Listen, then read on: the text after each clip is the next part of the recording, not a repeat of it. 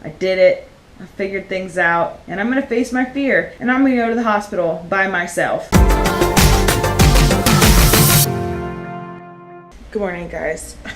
I just woke up, and I'm not gonna lie, I feel like such crap right now. Like, this hurts, of course, and then my shoulder hurts. I must have like fallen on it, and then it jerked my shoulder in because I'm in like pain right here. My finger situation looks worse, which means today I need to figure out how to make a doctor's appointment. We'll get into that. That's a whole nother giant can of worms to get into with you guys. There's some anxiety triggers there, some big ones. And we have to move soon. So I'm gonna try to take it easy today, but there's a lot happening. I'm gonna bike right now to go walk the 3 dogs that I used to walk every morning. I'm so excited to see Elvis. I love Elvis. He's such a sweetie. So I'm gonna go there right now. I need to figure out a GoPro bike mount, so I apologize. I can't like show you guys the ride there. This has been an interesting week so far. Like I said, is there some like moon phase stuff happening right now? Because I feel like everything's changing. We're gonna get through it. We have each other, you guys. Reunited, and it feels so good. I totally missed these dogs when I was away from them. Their brother, though, tried to bite me. Little poop head. I tried to put his harness on him, and he did not want that. The bike ride was decent, although I had to ask the owner of the dogs for an Allen wrench to tighten something on the bike because the handlebars were like all over the place. So I think the ride home will be a lot better. Plus, I know it's weird sounding, but the ride here is actually longer than the ride back because I take a different direction. I'm gonna run into Trader Joe's because I decided that I want pizza for dinner. So I'm gonna do it.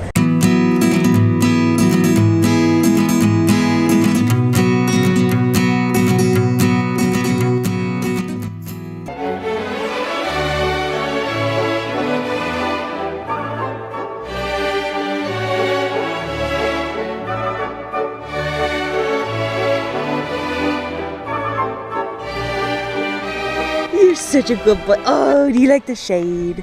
Every once in a while when we're on walks in the park, I will just kind of sit in the grass with him for a little bit, and we'll just watch the world go by, just for little bits. Maybe we can do that now. Usually after like 3 minutes, he starts whining at me because he likes to keep moving all the time. My body's telling me to slow down and rest today. I'm in a little bit of pain. My hip too is also hurting a little bit. Like the skin, the I don't know, street burn. What do they call it? Road rash? It's not really road rash though. It's so light. It's like the most mild version of road rash you can get, but I think it's also gonna get a bruise there. These are the kind of bruises that make you sick to your stomach. Tell me if you know what I mean by that. When I think about them, I want to like throw up because I know that the bruises aren't like completely as dark as they're gonna get. I can just feel it. They're just gonna get darker as the next few days go on, and then they'll change colors and eventually go away, but they're my battle scars. Are you a good boy? Today the plan was to film my channel trailer and apply to some jobs, but oh how things changed. Now today I am going to be doing a bit of research on cities that we can move to that are closer to Eric's work. So we are going to be in fact moving, which is always fun in vlogs, not so fun in real life, but that's okay. You gotta do what you gotta do. Eric said the commute's just not good. It's not what we want. We're looking for like a 30-minute commute at the most. His right now can be up to like an hour 15. It probably can get longer than that too if something really bad happens. So I just did something that I'm very proud of that I am afraid of, and it's gonna sound really stupid to you guys. Let's have a quick story time. When I was younger and I used to go to the hospital, I would always get super nervous. I don't know exactly what it is. It's something about like the really like clinical feel. Clinical, of course it's clinical. There's just something about doctor's offices that's always made me super nervous. Also, I am a bit of a hypochondriac, and I always think that if I get some kind of, for example, skin irritation on my hand, I'm sorry it's on my middle finger, I'm trying really hard not to. And I usually convince myself that it's some kind of horrible disease that's gonna travel into like my vital organs and murder me. So I'm kind of a hypochondriac and an agoraphobic. That means you always think the worst is going to happen. and medical stuff really freaks me out. I'm very squeamish. Needles, blood, that kind of stuff, not very good with it. In the situation, like if an accident happens, obviously I've been around them, and like this yesterday, when it happens in the moment, I'm very calm. I'm like weirdly calm. And then when I go to, you know, wash it off or treat it, or I think about it too much, I start to feel really faint, and it's totally, and I took a while to realize this, I just realized this recently, but it is absolutely a trigger for my anxiety. It makes me incredibly anxious to think about going to the doctor, dealing with any kind of minor medical situation, and it manifests itself by me convincing myself I don't know how to make a doctor's appointment and I shouldn't even try. I know that sounds stupid, okay? I can hear it in my own head. I know that sounds so stupid. This finger thing's been going on for a little while. I cannot tell if it's getting better or worse, so I should go to the doctor for it. Unfortunately, I have government subsidized healthcare, and the earliest date that I am able to get in for an appointment is during a time in which I believe my healthcare is not going to work anymore, because Eric is going to have received his first paycheck by the time I can get to that appointment. However, I did talk to 2 different people on the phone, and I think I figured out the situation. There's a same-day clinic in Oakland. I can get there by BART and my trusty bike. We need to name that bike, you guys. Let me know if you have any name suggestions for the bike. Basically, I need to set an alarm for 6 a.m. tomorrow. I need to call the clinic, make an appointment for that day. Tomorrow's Friday, I believe. It's going to be a very interesting adventure through Oakland, so I might as well use that as an excuse to do something cool in Oakland while we still live really close by. So it's not the most convenient situation, but it is going to work out just fine. I know they're going to tell me I'm fat. I'm going to be like, girl, I know. I just got a bathroom scale. But the point is not the logistics. The point is that I did it.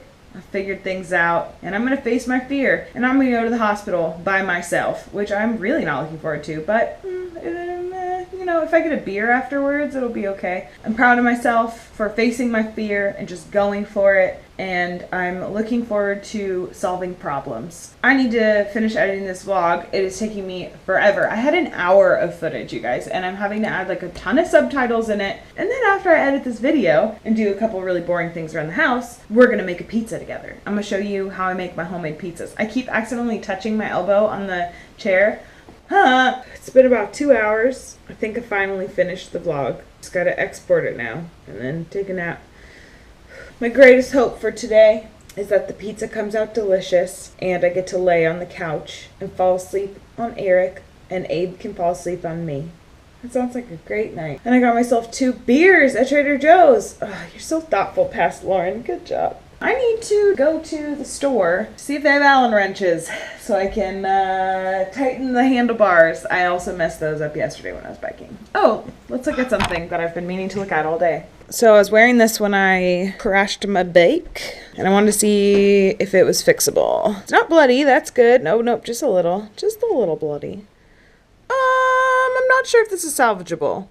I'm either gonna have to put a real cool looking patch on it, or sew it, or recycle the fabric in some way. I don't know. I just really like the soft chambray fabric. It's actually Eric's old shirt.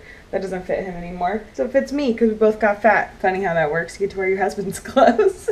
So I'm starting to prep dinner. I had to start by making a pizza sauce, and I know that probably sounds scarier than it actually is. I had about 8 ounces of tomato paste. I put in a cup of water, maybe quarter cup or maybe 3 tablespoons of olive oil. I threw in some basil, oregano, red chili pepper flakes, garlic powder. And then I actually put in some pesto too, which is kind of random, but I thought it'd be yummy. So I've got my pizza sauce right here. The dough I'm using, I'm sure that I'm capable of making pizza dough from scratch, but I kind of too lazy for it. So I use the garlic and herb pizza dough crust from Trader Joe's. And this has to sit out for 30 minutes before you make food. So basically I just pull this out of the bag ahead of time. And there's this whole flouring process. You'll see that in just a second. We've got onion, mushrooms, jalapeno, garlic, spinach, some turkey meatballs that I'm just gonna crumble up and use. It's just a little bit healthier than pepperoni. So I went for turkey. So basically what I do is I make the whole pizza with the crust and the sauce and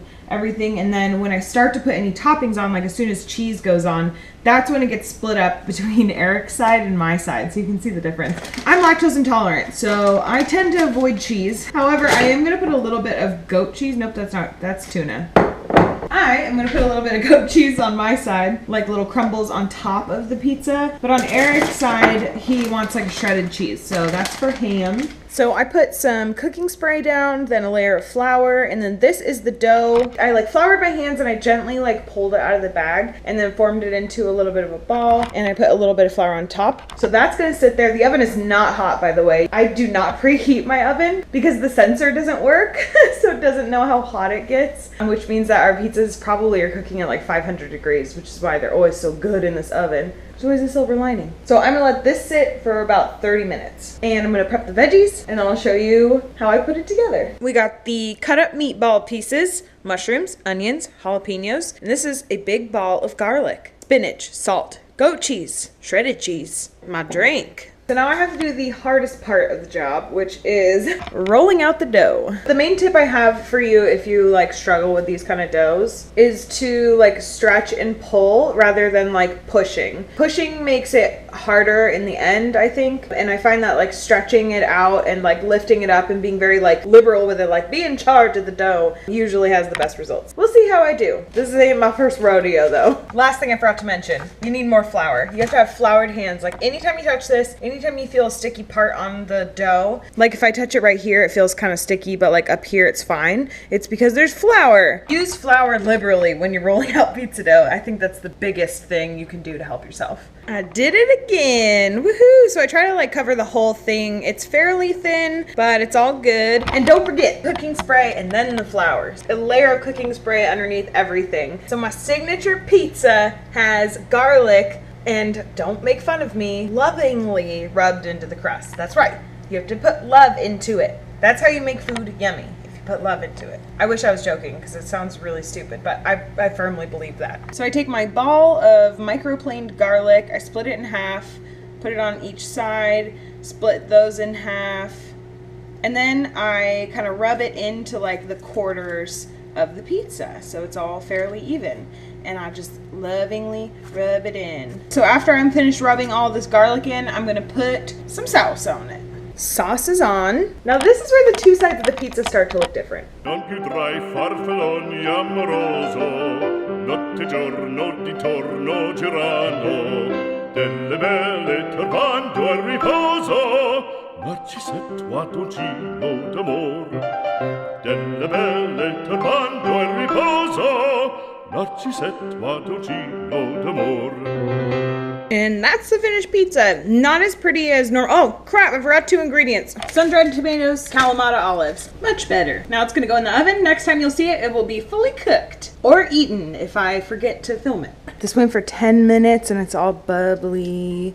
And I think it's done. I can like lift it up on the side, so that's a good sign. You just kind of hope for the best in the middle sometimes. Sun-dried tomato and olives, as you can see, are burnt. Stupid, but it usually tastes fine anyways. But yeah, I don't want them to get more burnt, so it's done. And Eric's cheese is kind of like brown on the top, so that's a good sign too. I'm gonna eat and I'm gonna relax and I'm gonna go to sleep. And then tomorrow we have to go to Oakland and face our fears at the doctor's office. I don't want to go, but we have to do it. Thanks for watching, guys. I'll see you tomorrow. Okay, bye. Non più tra I farfalloni amoroso, notte giorno di torno girano,